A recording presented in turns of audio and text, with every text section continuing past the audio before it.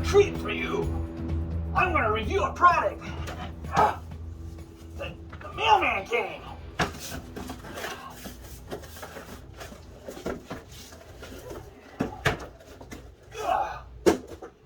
This here is the C64 Maxi computer.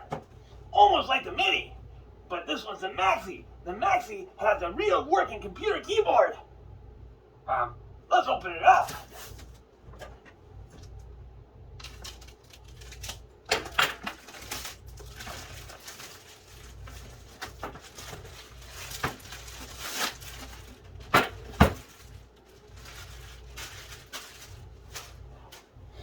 All right. Just gotta slice a little bit on it. On here, get this tape.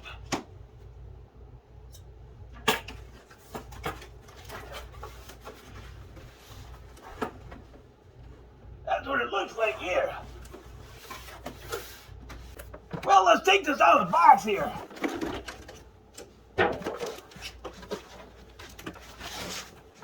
Ooh, it has some weight to it.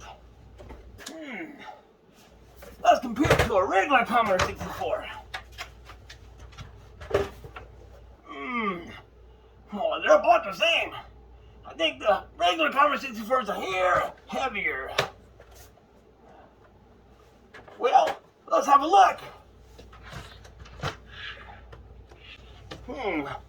Side by side, this one's a little bit taller, maybe by a couple millimeters or something. Well, let's look at the backs. Oh, wait a second. The original one has a cartridge slot. So you put a cartridge and you put it inside.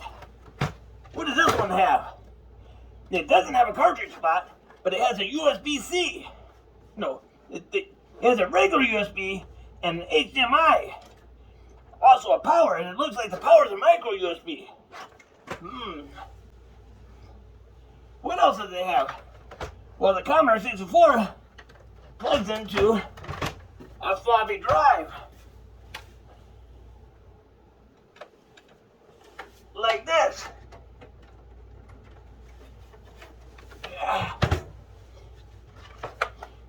Oh, well, I guess can't use a floppy drive on the new one. The regular Commodore 64 also has a plug-in right here for a cassette tape. And then another plug-in for a modem, so you can connect it online. I wonder if you can still do that nowadays. But what does this have? It has one USB, 2, 3, 4 USBs. And it has a power button on the side. On the side of the ordinary Commodore 64, you have 2 joystick ports, a power switch, and then the plug-in for a power adapter. I do like how they have the characters on the sides of the keys, just like the original Commodore 64. Interesting. What else comes in this box?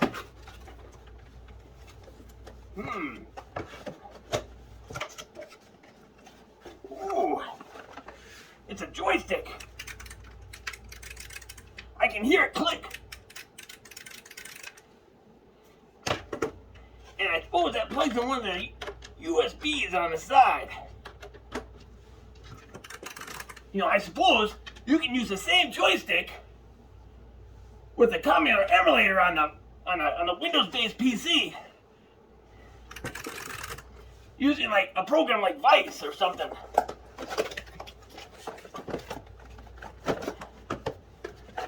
I have an owner's manual. Quick start guide. Interesting.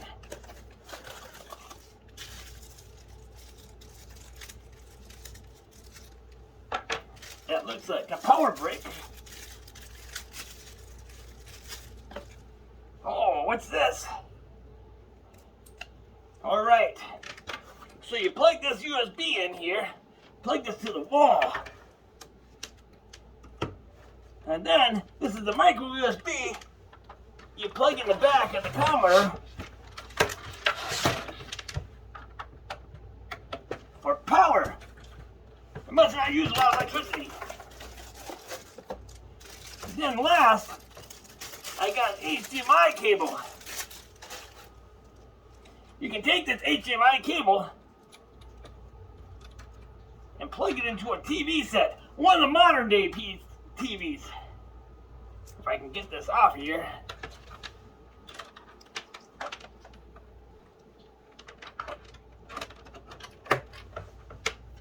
Now I gotta go find a TV. Now let's turn this on. Take the power brick and plug it into a power outlet. And then plug the USB into the brick. The other end, you're going to have to put into the Commodore. Now this other end here, you plug into the power in. That's a micro USB. Now we're going to get our HDMI cable. That's for the video. And you plug it into HDMI. Now let's go find the TV. This is what the back of my TV looks like. Yours might be a little different. On my TV, it has an HDMI 1, 2 in. It also has an HDMI 3. I'm going to take this cable that I have plugged into the HDMI and I'm going to plug it into HDMI 3 on mine. It doesn't have to be 3, but that's the one you can see on the camera. So that's why I put it in there. Oh, don't forget, plug in your TV too. And don't forget, once you got the TV on, you gotta change the input. On my TV, I put it in the HDMI 3, so that's what I gotta put it on. Now let's see what happens when I hit the power button. Oh, the light is on! The light is on! I suppose I should plug in this joystick in the USB.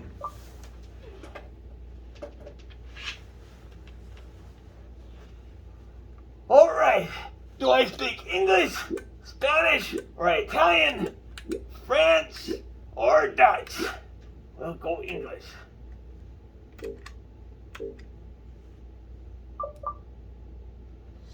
$50 hertz or 60? Well, I live in North America, so I'm going to go 60 hertz.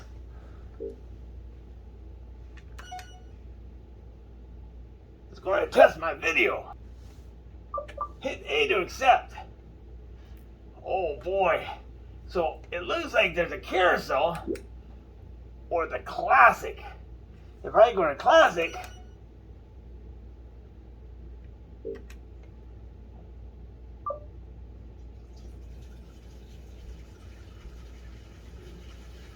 it takes a little bit to load.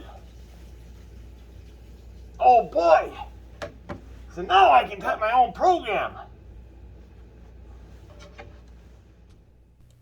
Alright, 10, PRINT, quote, Charles is the best. There we go. 20, print. Yep. There we go, quote. 30, go to 10. Oh, make that 10, not 1. There we go. Now this is a very simple program. Simple. What do you think it's going to do when I type in the word RUN, which makes the program run? Well, let's see. Whoa, it's going so fast, my eyes are getting buggy, man. Well, to stop it, hit the run stop button. Now let's list the program, LIST. That's your program that you just made. Now let's try something else. Let's go up here. Well, we're going to go input, INPUT, and then we're going to say, what is your name? Yeah, quote. And over here, we type in semicolon $8. The $8 will stand for whatever the person types in when you ask them, what is your name? Now let's go down to line 30, and we're going to have it say print, quote, hi. No, hi. $8, quote, how are you? Quote, don't forget to press enter at the end of the line. Now, if I go down here and type in run, what's your name? what is my name? Porky! Porky sounds like a good name. It says, "Hi Porky, how are you?" Now type in list, L-I-S-T, and you can see the program. If I want to save, type in save, quote, I'll call it Charles 1, comma 8. Wait a second, I don't have a disk in this new computer. Now in a normal Commodore 64, you would put a disk in and put it into the drive when you save it. But this computer, it has USBs on it, so you can't save it. Oh, what am I going to do? So now what you have to do is take a little thumb drive and take all your games that you download on the internet or wherever you get them, or maybe your blank disk, and you put it on the thumb drive and you plug it into the back of the Commodore 64 Maxi or Mini. Once you have that in, you hit this button. It brings up a menu. Go to Media Access. Oh, there's my file right there. It's called Toilet Whack. Now, once I enter the virtual disk, I type in LOAD, quote, start, quote, count 8, count 1. And then I'm going to run it. Oh, let's see what this Toilet Whack game's like. Boy. I never heard of a Toilet Whack. Oh, it just started right now. Oh, it's a green ball monster. He's coming on the toilet. Oh, duck. Oh, the toilet paper got me. That green ball monster, gotta watch out for him. Now I suppose you don't have to load up an old BASIC. It comes with a carousel, and I think there's like 64 games or so on there. Go over here to Options, and go Exit to Carousel. Ooh! There's all these games on here. Oh, what games do I want to play? Oh, there's lots of them. Huh. Let's try this one. I have no idea what game it is.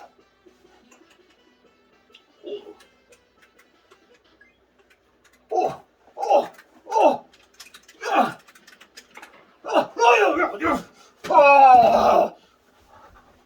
All right, that's it. You're dead meat. What? Oh, I mean this. Ha ha! I'll teach you, make me lose. We're gonna take it apart and see what it's like. Oh, there's a screw here. A screw in the middle. And a screw on the end.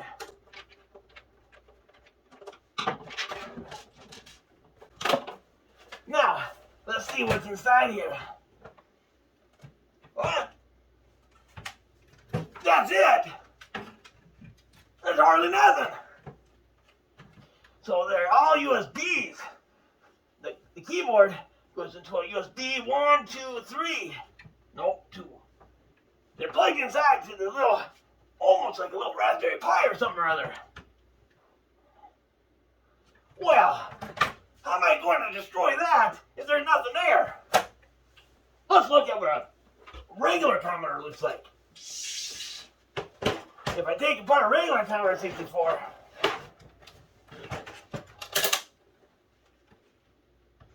this is what the inside looks like.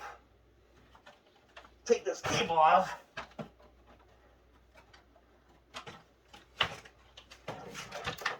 And then the LED. There's a whole bunch of shielding on there. They do that to make it past the FCC guidelines. And there's the motherboard. We got some capacitors here. They don't look like they're blowing. When they get old, sometimes they blow. And you got all the CMOS and everything on there.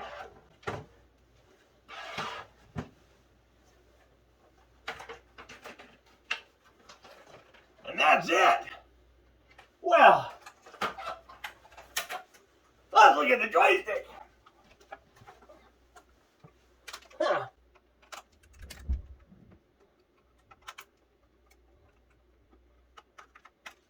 There's like 4 screws in the air.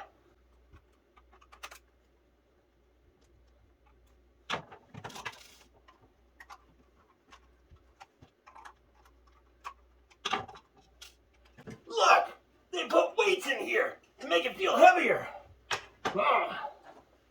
Oh, these are little micro switches. When you move the joystick back and forth, it touches the switches together. And when it touches them together, it makes power go through them. And it tells the computer which direction you're going. That's kind of interesting. When I make it go right, it does the left switch. When I go left, it does the right switch. So this is a standard Atari joystick. It was compatible with the Commodore 64. Let's see how it compares. Oh. See, these are buttons.